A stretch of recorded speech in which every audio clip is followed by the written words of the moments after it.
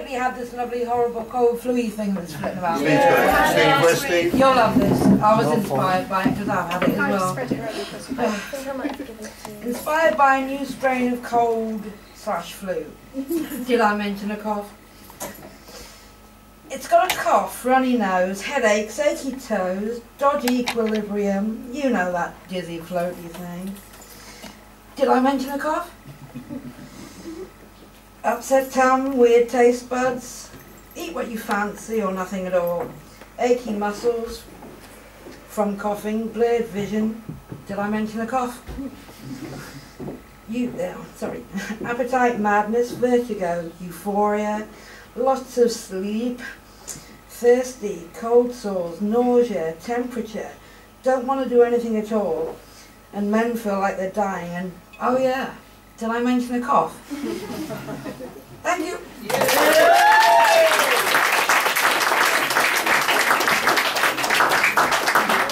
Well, how do I follow that? Goodness me. Brilliant. Right, well, I'll try. I've got something here. It's a brand new song. Yes, it's called Zebrafish. Latest from the Crimson Pomegranates. Okay, hope you enjoy this one. Right, it comes on. It's got to come on here. Sound play. Yes, no sound. Instrumental start.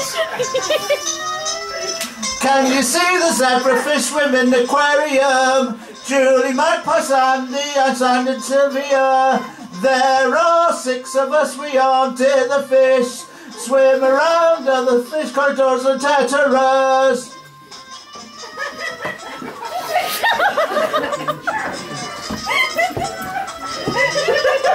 We have memories much better than you think, and love young Harry who looks after us fish. He feeds us fish flakes, bloodworms and daphnia. Rise to surface to pond, we dive down.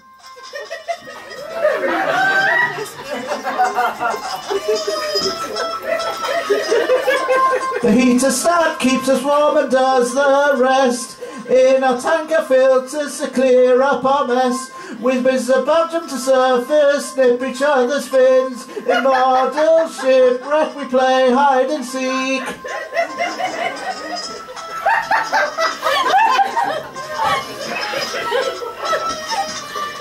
Sometimes for a treat and line price to eat. And find us in tropic waters, live up to 5 years. Peaceful, calming, remove anxiety, stress. Flip our tails when happy, always do our best.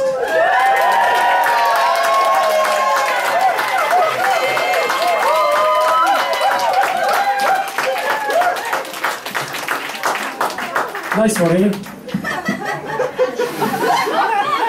Are you all pleased that spring is sort of almost sprung? I always look forward to spring because I can sort of stop eating like a pig and filling myself with loads of steamed puddings and things because I'm always eating too much in the winter. But I do like food. Jenny will tell you that I sort of just eat for pleasure, really. I just like the sensation of food going down my gullet. It's got nothing to do with being hungry at all. I was going to do a poem about Lydia Lunch, but it's so brief it wouldn't be worth the journey from the back of the room to here to do a brief poem about Lydia Lunch. But so I'm going to do, instead of a poem about Lydia Lunch, I'm going to do a poem about yesteryear's lunch. Yesteryear's lunch. You had the choice of chips and gravy at Lipton's Cafe or bacon buddies from Doran's at the bottom of Park Road. You could cram your coins into the Kit Kat machine, or maybe you'd take a packed lunch. Foolishly, you choose the school food. That queue, always a mile long, and always some sod with a sadistic streak to flick your ears or pull your hair or just generally try to throttle you. And of course, you'd be the one wanting to retaliate, wanting to smash his teeth into the wall. You'd be the one innocently waiting in line, hoping there'd still be curry or fish left 1 minute, then ordered to the back of the ever-lengthening delinquent queue the next. At Benfield Side Comprehensive, a blazer was expected. Good for carrying cutlery in the breast pocket. while hands clasped a slippery tray, otherwise just dandruff enhancement. And the school tie was another cause for consternation. The only time you want something that tight tied around your neck, sir, as if you're trying to hang yourself, and I wouldn't trust one of these flimsy little red and grey stripy numbers to bring me release. What, boy? My office! Now! Of course, you wouldn't say that, but who hasn't thought of the ultimate escape route when raging hormones wreak havoc with personal trajectory? Collection of the free meal pass from Chief Monitor would be another reason for persecution by the rich and nasty. But not Susan, surely. Call it inverted snobbery, but someone so drop-dead gorgeous, so elegant, such a princess of the dining hall, could never surely come from an economically challenged family. After 30 minutes of thuggery and romantic anticipation came the vile splat of cold mash on a chipped plate, followed by anemic cabbage and a glob of gravy from a steel jug with skin on top. Pudding might be a shortbread biscuit and the scrapings of the semolina urn, if you're lucky. I ask you, Jibber Jabber, what on earth could possibly be more fucking appetising?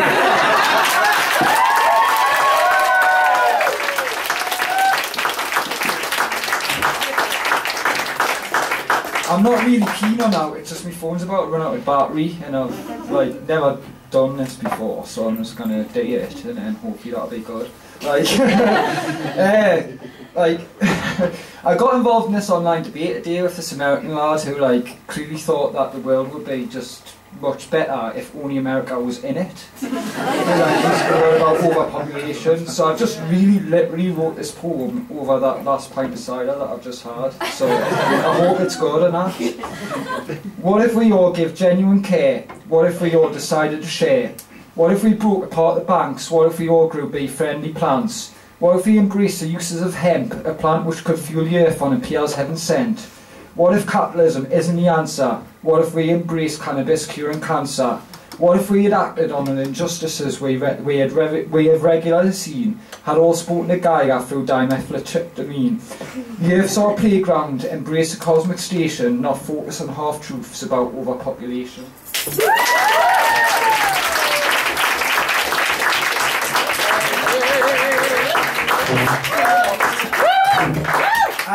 This is not a poem I wrote in 5 minutes over a pint of cider tonight.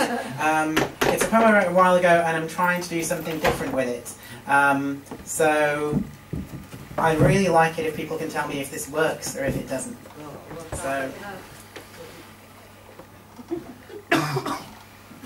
I see you at the bus stop. I see you at the bar. I hear the sordid shit you jeer leering from your car. So you laugh in homeless faces while the hundreds you withdraw you stuff dead-eyed into the garter of a girl that you call whore because you know she has to take it and pretend she doesn't hear. I watch you and I dream of how I'd make you disappear. Strike while you stumble homeward at the end of Friday night. Then take you to a little room and tie your hands up tight. Bind chains around your feet and metal shackles to your arms. Then just to make my pretty little picture look complete, cinch a ball gag in behind your head. Keep your pie hole shut.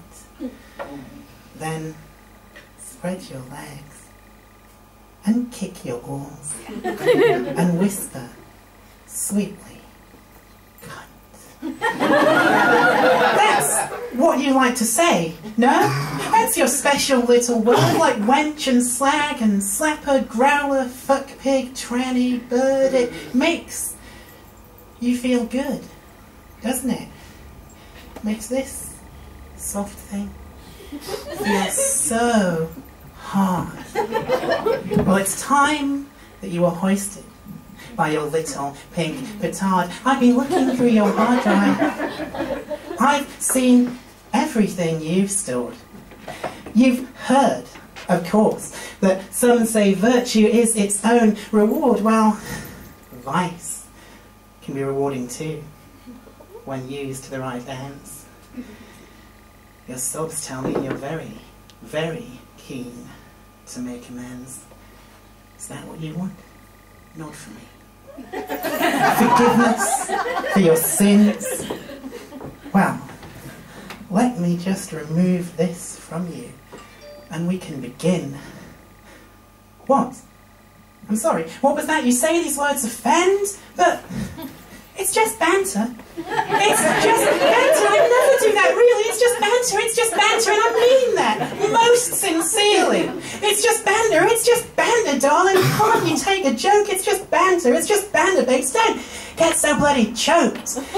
Banter, banter, banter, banter. Oh, so witty banter. Excuse me if I come over all Lisbeth Salander when I hear these chants of banter, banter. Oh, so witty banter. Anti-homo, faux, heroic, woman-hating slander. Joke about domestic violence. Chuckle about rape. Put it on a t-shirt, cause it's all a little jape. Joke about rehypnol. Be ironic about puffs. Then smirk and roll your beady eyes and murmur weary struth. You can't say anything these days. Political correctness. Next thing you'll be telling me Jeremy Clarkson's racist. Banter, banter, banter, banter. Oh, so witty banter. I feel battered by these ever-mounting chants of banter, banter, banter, banter. Oh, so witty banter. I've never seen a whiter, more entitled pack of wankers. They tell you the life unexamined isn't worth the living, but when you're white and male and cis, everything's forgiven. So why inspect your conscience? Why try being better men? A guy who sneers calm dandy is living right in number 10. So make your Facebook pit off limits to the ones who won't click like. Because if a girl doesn't like banter, baby, she must be a dyke. Banter, banter, banter, banter, banter, banter, banter, bantering in numbers that would baffle Georg Cantor. Banter, mathematician joke there. Banter, banter, banter, banter, banter, banter, bantering, batting round such bullshit. They make Sutcliffe look like Santa. One day, you might just find your jokes aren't funny anymore. You might be beaten down and humbled by the girl that you call whore, might be relieved by force of those ill-gotten hundreds you withdraw. One day, you might not make it from the nightclub to the car. One day, the ones you laughed at might just make you disappear and amuse ourselves by shoving razor blades up your urethra. It's just banter. It's just banter. We'd never do that. Really. It's just banter. It's just banter. And we mean that most sincerely. Banter, banter, banter, banter. Oh, so witty banter isn't really much but rape culture propaganda. Banter, banter, banter, banter. Oh, so witty banter. Well, what's good for the goose? Thank you.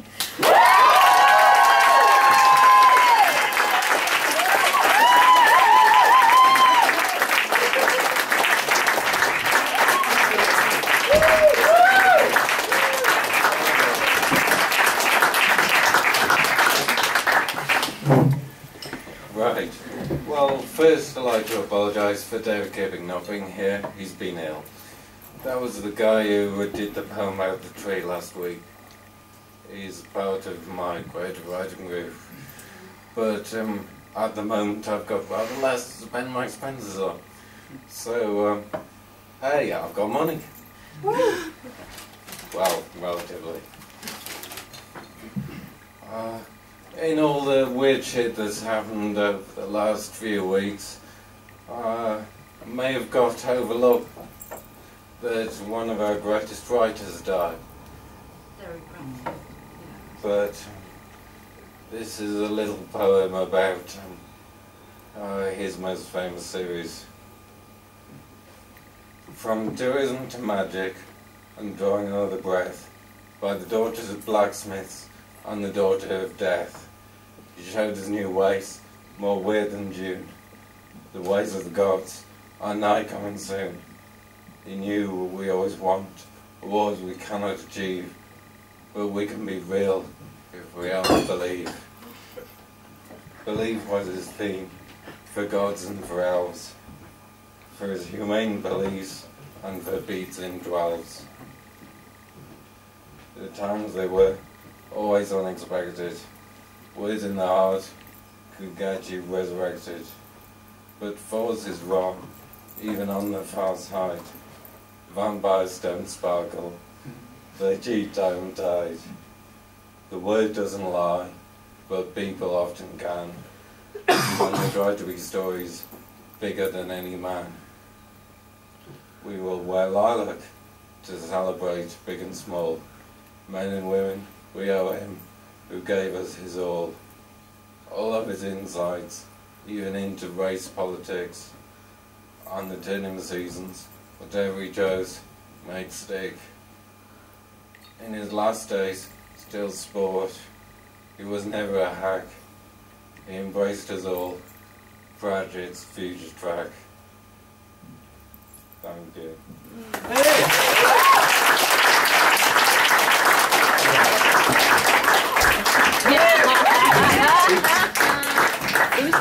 Hello. I went to. I'm just going to move this over here. I'm not even going to try and untangle it. I went to York on Sunday to do the Say Out Slam down in York, and it was a brilliant event. It was great to see some people that I don't usually see on stage, but everybody else seemed to be these really cool sort of punk rock poets who were doing really cool, powerful poetry about social injustice and education and politics. And I did a poem about Pokemon.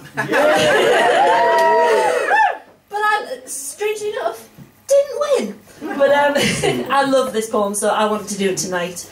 It's called We Are Fire. We are fire. We are the quiet smoulder of embers that waits for the chance to flare into a ripping, raging storm. We are the blast of power that courses through your life like the adrenaline in our veins, leaving only ashes behind us. We can be gentle and warm, the comfort and safety of your own personal campfire, but do not cross us. Though we may look sweet, our tempers are quick to flare, and your mistakes will scald you. Steel and rock may have their virtues, but they are static, blunt creatures, and they fall heavily. Fire is a whip crack, a vortex, a pillar of blasting heat, as ever-changing as the magma from the volcanoes of Cinnabar. Fire cannot be tamed, only harnessed. We may fight your battles, follow your orders, even call you friend, but our power is ours, alone.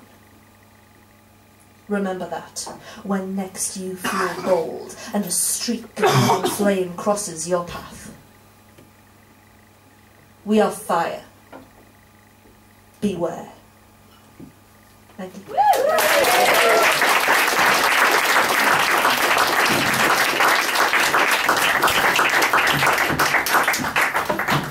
I think I actually done this one at the stanza at some stage, but we'll try it again. You know, some things just float over our brains, some things you don't actually catch unless you've got a dictaphone in the toilet with you. So we'll give this one a go. It's called Some Shite.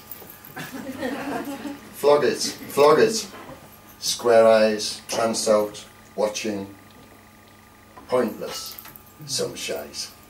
I enter, toilet's domain, pull different strings, my bladder is busting to full, on one string I pull, shower comes on, Some shite.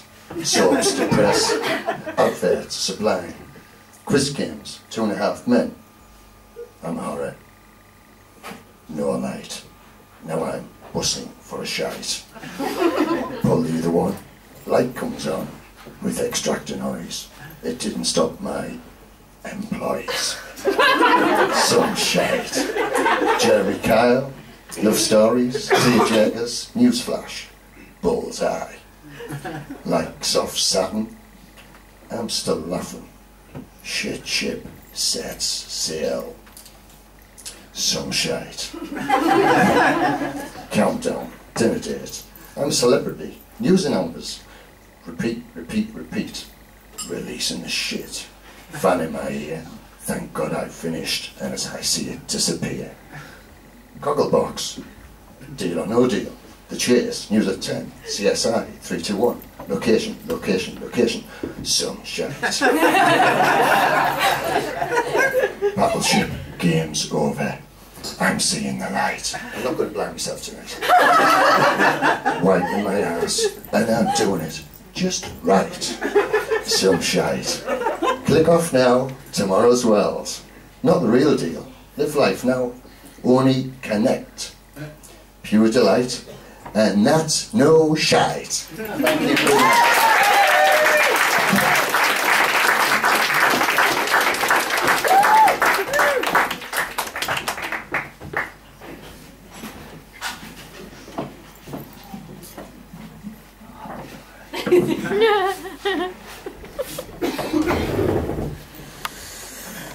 Can everybody hear me? No. No. No? No. Can I? Can't. Yes.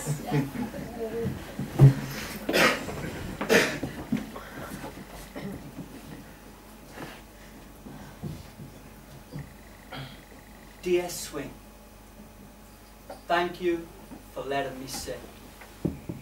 When no one else was there, you offered me your chair, allowed me to stretch, aching legs out into the air. Like an invisible palm pressed against my back, you supported me, until I could push out by myself and eventually find my feet. Dear Swing, thank you for giving me space. Those soaring seconds when I could taste fresh air upon my face. You showed me even broken wings could fly. Now I realise at 4 AM is probably too early for a man to be sat upon a swing. But after the night I had, I just needed someone, something, to remind me how it felt to be young, innocent, alive. Dear Swing, I feel I must apologise for those times I gripped your rail too tight. It's just your chain nipped my skin, and for a flash, I felt it was him holding me down. His bony fingers biting at my wrists like your cold steel rail, devouring my freedom in punches. He kissed my face with bruises that still wince whenever the wind hits them. Swing, thank you for your continuing silence. I trust you realise I'm not usually like this. Violence isn't something that is generally inside of me. But something snapped as I pushed out upon your seat. As my feet found air, I was grounded by the realisation that no matter how far I swung, I'd always swing back to him, to the flash of what he did. So I pulled your chain to go harder, kicked my legs out to go further, always striving to move forward in order to escape, until I'd shamefully wrapped your chair around its frame, strangling you upon the very structure that was supposed to keep you safe. Dear Swing, I'm sorry. Do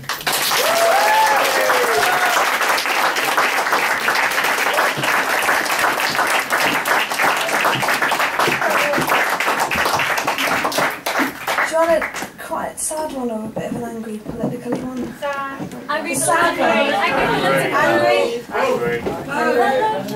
No, only one. Sad political. Sad political. That'll be in 2 months, maybe. Okay. I realise if I don't do this soon, it's going to be defunct. This is called Something Wicked. This way it comes. 5 years later than they promised that they made you and broke right before you, you find yourself in the voting booth with a pencil in your hand.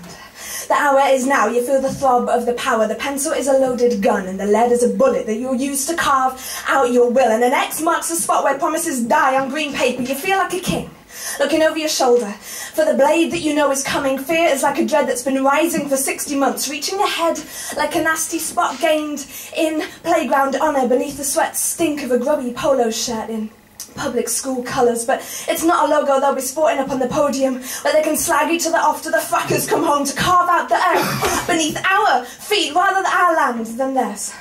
But don't blame yourself for your own generation, you know, you got duped. But not again though, you're no one's fool for round 2. And the pen is mightier than the sword, this we have always been taught, so raise it now. My brothers in arms, up on the block, who's for the chop? You live and breathe a city fallen under hard times, where we dance like we're trying to smash Parliament with the shockwaves over landmass down to London. We are all the northern storms against walls that could not be brought down by gunpowder, and our boots beating flagstones into shape are ripping apart landmarks. Cuts! Who misses what you never had? We support each other up on shoulders of iron. And the old earl in his robes of grey watches as we take to libraries and cross the threshold to churches where we vote, we don't pray. I just nothing I can't pay for with wages. Learning the ropes of council tax and pay slips, giving real smiles for free to the binds of a false economy. Buy me another drink in a 2-pint glass. No, really, I'll make it last. And then put me on the last bus home. I'll clutch a pencil in a fevered grip. I never gave up my voting slip though, because I never got registered in time. What a trick to play on a guilty mind. And if uni hadn't happened that year, 2009, 10, how do you think my peers would have made their vote again? Give them time over and let them think. Because it's easy to blame youth and its supposed ignorance, but it was innocence, not greed. We were skint and we are still. Working all the hours Davy sends, wishing for a 3-day weekend, working till our backs break, dancing till we rebuild our very own vertebrae. And for 5 years you've been shouting, marching, campaigning, singing, drinking, commiserating, and you'll be given the time it takes to turn around in a 3-sided box. A TARDIS of maybe, what could be, what, really? Who's in charge here? I demand to see the manager. Is that my name on that paper? How much are you paid to sit there and give me a stare that says my opinions don't matter? How old do I have to look before you will trust me with a sharper pencil till I can score through paper, raise hell in Parliament, prick the thumbs of government? Take to the booths. In all your furious anger, my comrades, Something Wicked this way comes for a further 5 fucking years.